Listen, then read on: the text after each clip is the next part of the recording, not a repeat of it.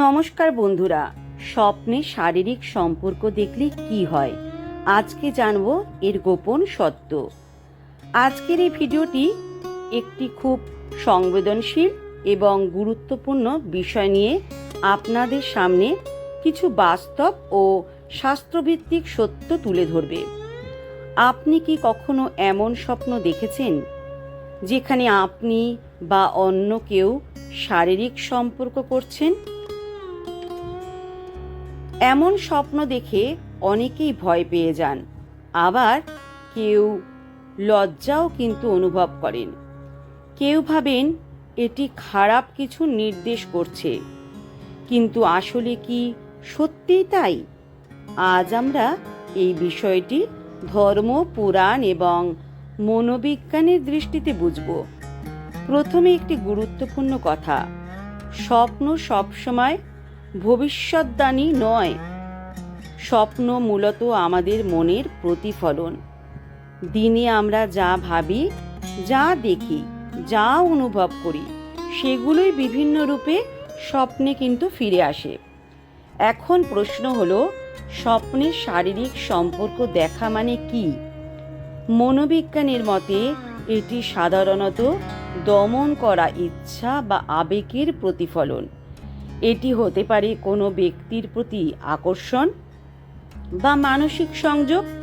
এটি সরাসরি কোনো খারাপ কাজের কিন্তু ইঙ্গিত নয়। অনেক সময় এটি শরীরের হরমোন পরিবর্তনের কারণেও হতে পারে।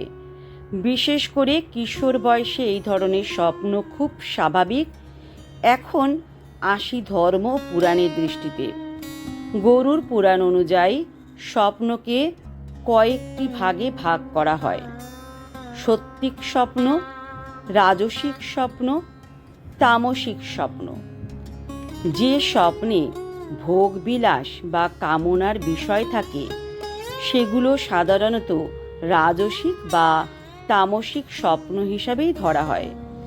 এই ধরনের স্বপ্ন মানে এই নয় যে কোনো অশুভ কিছু ঘটবে, বরং এটি ইঙ্গিত দেয় মানুষের মন এখনো সম্পূর্ণ শান্ত হয়নি এবং ভোগের চিন্তা থেকে বের হতে পারেনি।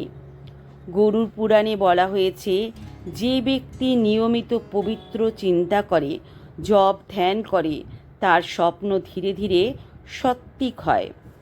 এখন আরেকটি গুরুত্বপূর্ণ বিষয়, স্বপ্নে যা দেখা যায় তা অনেক সময় আমাদের অবচেতন মন আমাদের কিছু বোঝানোর চেষ্টা করে। যেমন ধরুন, আপনি যদি কোনো সম্পর্কের আবেগে জড়িয়ে থাকেন, তাহলে সেই অনুভূতি স্বপ্নে প্রকাশ পেতে পারে। এটি কোনো ভবিষ্যৎ ঘটনার নিশ্চিত ইঙ্গিত নয়। এখন প্রশ্ন, এই ধরনের স্বপ্ন কি কোনো খারাপ ফল দেয়? উত্তর হলো না, সাধারণভাবে কোনো খারাপ ফল দেয় না।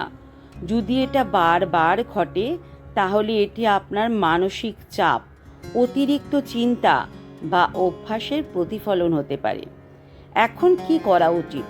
প্রথমত, নিজেকে দোষারোপ করবেন না। দ্বিতীয়ত, মনকে শান্ত রাখার চেষ্টা করুন। তৃতীয়ত, ঘুমানোর আগে ভালো চিন্তা করুন। ভগবানের নাম স্মরণ করুন। গরুড় পুরাণ ও ভক্তিশাস্ত্রে বলা হয়েছে, যে ব্যক্তি পবিত্র চিন্তায় ঘুমায় তার স্বপ্নও ধীরে ধীরে পবিত্র হয়। চতুর্থত, অতিরিক্ত উত্তেজক কন্টেন্ট এড়িয়ে চলুন, যা মনকে অস্থির করে তোলে। পঞ্চমত, নিয়মিত ধ্যান ও প্রার্থনা করুন। এতে মন শান্ত হয় এবং স্বপ্ন নিয়ন্ত্রিত হয়। এখন একটি গুরুত্বপূর্ণ বাস্তব কথা, স্বপ্ন আমাদের চরিত্র নির্ধারণ করে না, বরং আমাদের জাগ্রত জীবনের কাজই আসল পরিচয়। তাই এমন স্বপ্ন দেখে ভয় পাওয়ার কিছু নেই। এটি একটি স্বাভাবিক মানসিক প্রক্রিয়া। শেষে একটি কথা মনে রাখবেন, স্বপ্ন হলো মনের ভাষা। এটি আমাদের ভিতরের অনুভূতি প্রকাশ করে। এটি ভবিষ্যতের চূড়ান্ত নির্দেশ নয়। তাই ভয় না পেয়ে শান্তভাবে বিষয়টি বুঝুন আর নিজের জীবনে ইতিবাচক পথে এগিয়ে নিয়ে যান।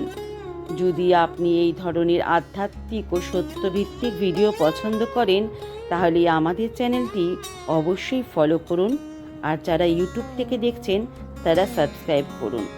ধন্যবাদ সবাইকে। রাধে রাধে।